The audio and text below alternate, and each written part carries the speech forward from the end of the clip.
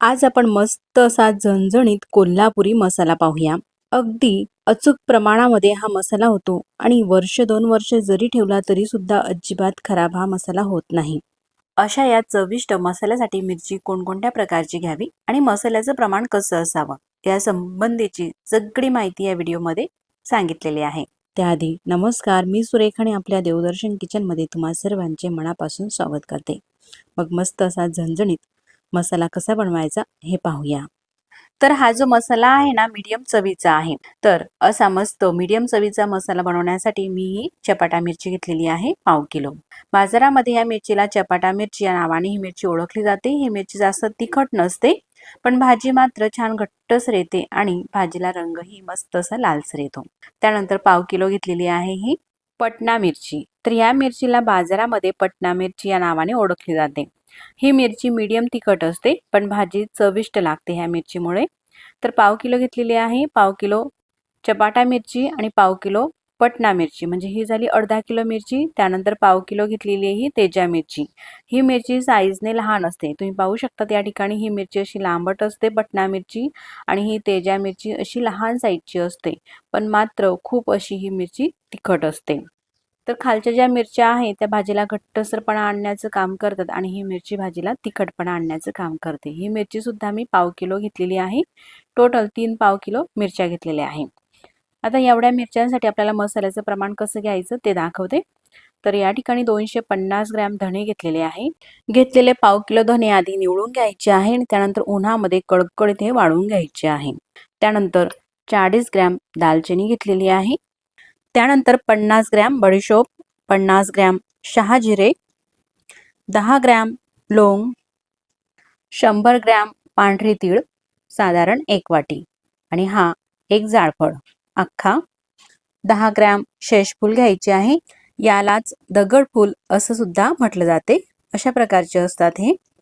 त्यानंतर त्रिफळा 25 gram, 25 gram मसाला वेलची, 25 gram रामपत्री, मिरे 25 ग्रॅम, त्यानंतर हे आहे नाग केशर 25 ग्रॅम, चक्रीफूल 25 ग्रॅम, 25 ग्रॅम खसखस, 50 ग्रॅम जिरे, सुंठ 25 ग्रॅम, 25 ग्रॅम मोहरी, जावित्री 25 ग्रॅम, रामपत्री सारखीच दिसते ही जावित्री पण थोडीशी वेगळी असते, हिरवी वेलची 25 ग्रॅम, 50 ग्रॅम हळद। तर आता ही फ्रेश हळकुंडापासून दळलेली हळद होती, म्हणून मी हळद पावडर घेतलेली आहे।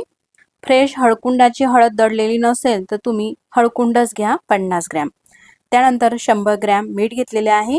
असं वाटीने साधारण 1 वाटी मीठ आहे। मीठ हे मसाला प्रिझर्वेटिव्हचं काम करते। मसाला 2 वर्ष जरी आपण ठेवला ना तरी या मिठामुळे मसाला अजिबात खराब होत नाही। त्यानंतर तेजपत्ता घेतलेला आहे 10 ग्रॅम या प्रकारे। आता एवढे हे आपण मसाले घेतलेले आहे। मसाले आपण भाजून घेऊया। गॅसवरती जाड तडाची कढई ठेवलेली आहे, त्यामध्ये हे मसाले टाकते। धणे टाकलेले आहे, धणे, तीळ, बडीशोप, शहाजिरे, जिरे एवढंच आपल्याला हे साहित्य टाकायचं आहे आणि गॅस चालू करायचा आहे। गॅसची फ्लेम मीडियम ठेवायची आहे आणि मीडियम गॅसवरती हे मसाले थोडेसे आपल्याला भाजून घ्यायचे आहे। थोडेसे म्हणजे साधारण 1 मिनिटापर्यंत भाजून घेते मीडियम गॅसवरती, आणि भाजत असताना अशा प्रकारे परतून मसाला हा भाजायचा आहे, म्हणजे जेणेकरून कुठेही मसाला आपल्याला जळू द्यायचा नाही। मसाला जर का जळला भाजताना तर पूर्ण मसाल्याचाच करपलेला सारखा वास येतो। आता साधारण 1 मिनिटापर्यंत मसाले हे परतून घेतलेले आहे। तर आपल्याला जास्तही भाजू द्यायचे नाही, तर असे गरम होईपर्यंत परतून घ्यायचे आहे। हातात घेऊन दाखवते, असे छान गरम झालेले आहे आणि थोडा कुरकुरीतपणा सुद्धा आलेला आहे मसाल्यांना। त्यानंतर राहिलेले बाकीचे सगळे मसाले हे टाकायचे आहे। मसाले टाकत आहे तोपर्यंत गॅस अगदी कमी केलेला आहे, म्हणजे मसाले हे खालून करपणार सुद्धा नाही तळाला। असा हा मसाला बनवला ना भाजी चवीला अप्रतिम लागते।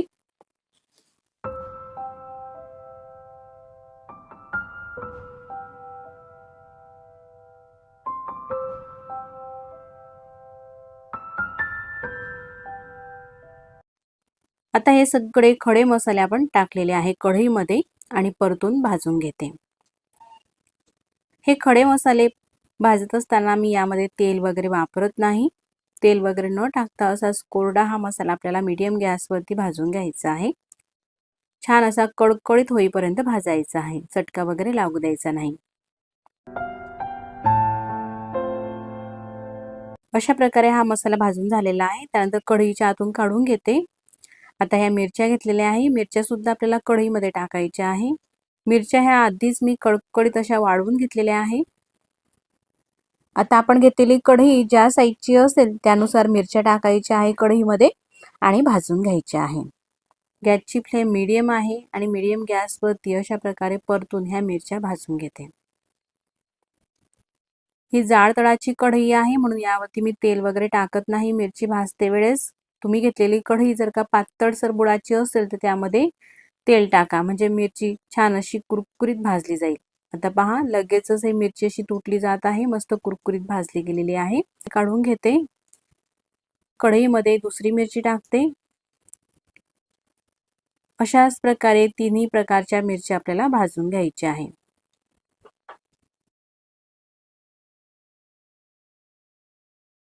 तर अशा प्रकारे थोड्या थोड्या ह्या मिरच्या कढईमध्ये टाकून भाजून घेतलेल्या आहे।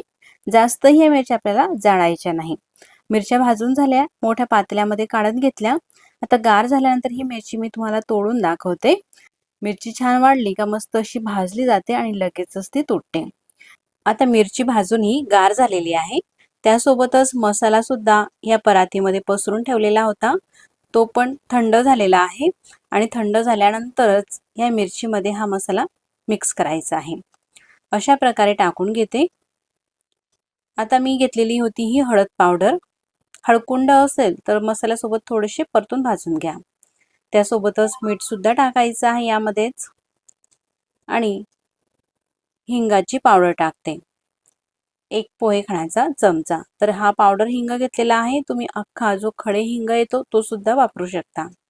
आता हा मसाला पूर्णपणे आपल्याला मिक्स करून घ्यायचा आहे आणि गिरणीमधून दळून आणायचा आहे।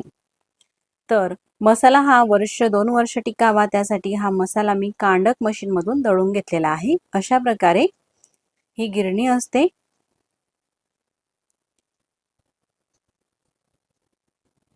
आता आपला हा मस्त कोल्हापुरी झणझणीत मसाला तयार झालेला आहे। मसाल्याचा रंगही तुम्ही पाहू शकता, किती मस्त असा लाल दिसत आहे। आता हा मसाला आपल्याला साठवून कसा ठेवायचा आहे ते मी तुम्हाला दाखवते। तर काचेची बरणी घेतलेली आहे। बरणी आधी स्वच्छ धुवून घेतली आणि उन्हामध्ये कडकडीत ही बरणी वाळवून घ्यायची आहे। अजिबात ओलसर बरणीमध्ये किंवा डब्यामध्ये आपल्याला हा मसाला भरायचा नाही। कडकडीत उन्हामध्ये वाळल्यानंतरच या बरणीमध्ये मसाला भरायचा आहे। तर अशा या एक प्रकारच्या मसाल्यापासून आपण 100 काय 200 प्रकारच्या वेगवेगळ्या अशा भाज्या करू शकतो। दररोजच्या वापरातील अतिशय चविष्ट ठरणारी भाजी या मसाल्यामुळे आपली होणार आहे। तुम्ही सुद्धा नक्कीच करून पहा। हा मसाला वर्ष 2 वर्ष जसा तसा टिकतो, अजिबात खराब होत नाही आणि भाजीला चव सुद्धा मस्त अशी येते। हेच प्रमाण वापरून तुम्ही कितीही किलोच्या प्रमाणामध्ये हा मसाला बनवू शकता। आता हा मसाला असा मी बरणीमध्ये भरून घेते। तर मैत्रिणींनो, आपण बरणीमध्ये मसाला भरतो या संबंधीची टिप्स मला जिथे मी मसाला दळायला गेलेली होती ना, त्या काकाने मला सांगितलेली होती की मसाला बरणीमध्ये भरत असताना अशा प्रकारे दाबून भरा। दाबून भरल्यामुळे काय होतं, त्यामध्ये हवा शिल्लक राहत नाही आणि मसाला वर्षभर काय 3 वर्षापर्यंत जरी ठेवला तरी सुद्धा हा मसाला अजिबात खराब होत नाही, असं त्यांनी मला सांगितलेलं होतं। म्हणून मसाला अशा प्रकारे दाबून मी भरून घेते।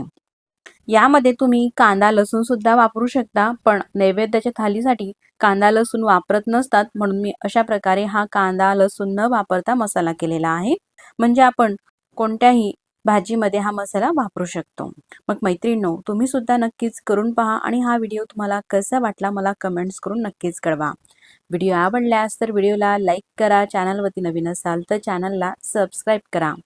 आधी सबस्क्राईब केले असतील तर मनापासून धन्यवाद। सबस्क्राईब केल्यानंतर बाजूलाच घंटीचे बटन आहे, ते दाबून ऑल वरती प्रेस करा। असं केल्यामुळे मी जेव्हाही नवीन व्हिडिओ अपलोड करेल ना, त्या व्हिडिओचे नोटिफिकेशन सगळ्यात आधी तुम्हाला येईल आणि तुम्हाला नवीन व्हिडिओ सगळ्यात आधी पाहता येईल। मग मंडळी आणि माझ्या प्रिय मैत्रिणींनो, पुन्हा भेटू नवीन छानशा अशाच रेसिपी सोबत। तोपर्यंत नमस्कार। आणि ह्या मसाल्याच्या मस्त अशा भाज्या कशा प्रकारे बनवायच्या ही लवकरच मी तुमच्यासमोर घेऊन येणार आहे. मग पुन्हा भेटू नवीन रेसिपी सोबत. तोपर्यंत नमस्कार. आणि व्हिडिओ तुम्ही पूर्ण पाहिला त्याबद्दल मनापासून धन्यवाद.